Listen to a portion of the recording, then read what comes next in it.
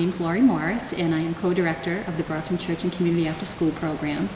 I actually started as a volunteer tutor about 10 years ago, and from day one was hooked. Loved the kids, loved the program, loved the way it was run. The program itself has been, we are celebrating our 15th birthday anniversary this year. Approximately 240 children have come through the program.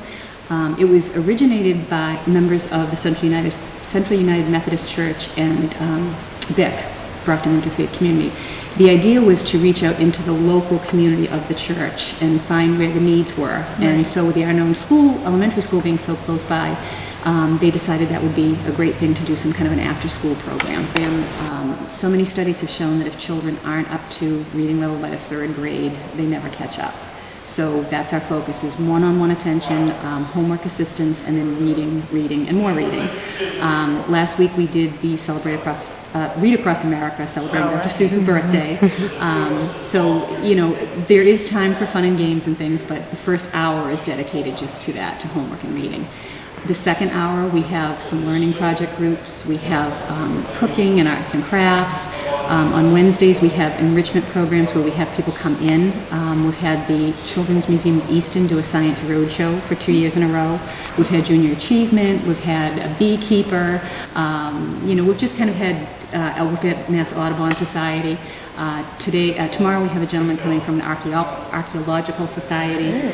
So it's just kind of enrichment programs for things that the kids wouldn't necessarily get in school. Mm-hmm. So that's about it for the program numbers.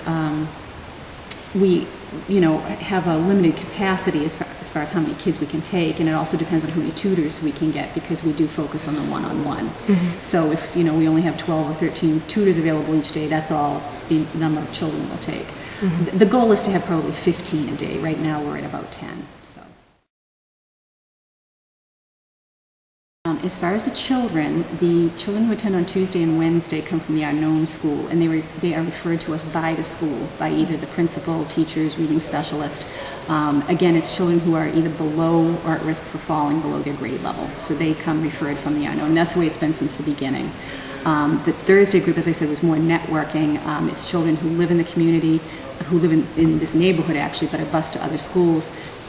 In every case with those children, English is not the first language at home, so the parents are really grateful, that their children can get some one-on-one help. Mm-hmm. And it's free for the families also. So that. As far as the tutors, we do require a background check, a query check. We have orientation for new tutors. Every year we have either a refresher for returning volunteers or a new orientation for new volunteers. Anybody in the community is welcome.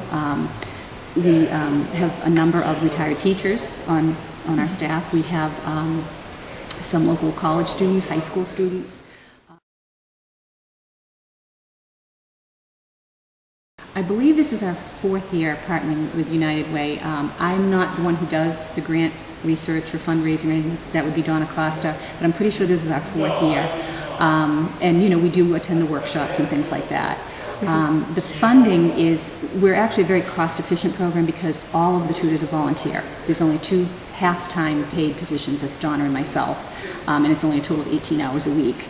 So the rest is for reimbursement purposes for the food. We do give the children a snack every day, so it's reimbursement for that, for some of the life skills, the learning projects. We have to pay the groups to come in, like the science roadshow, things like that. It's definitely the idea that you might be helping this child do better in school. We obviously have to get feedback from the teachers to find out, but the adults all just form that bond and become very protective of their children. And sometimes we have to double up, and it's a little more difficult, or sometimes the child drops out of the program. But it's very, very rewarding when you're working with somebody that's been struggling to see the light bulb go on. Yeah. And it means, and a lot of it too is socialization. Some of the kids don't get a lot of one-on-one time with adults, with a caring adult. And then when we do the learning projects, it's the idea that they can be comfortable in smaller groups in it's not a school setting. We have an autistic student who has really come out of his shell. It's just really rewarding to see all of that. So. Mm-hmm.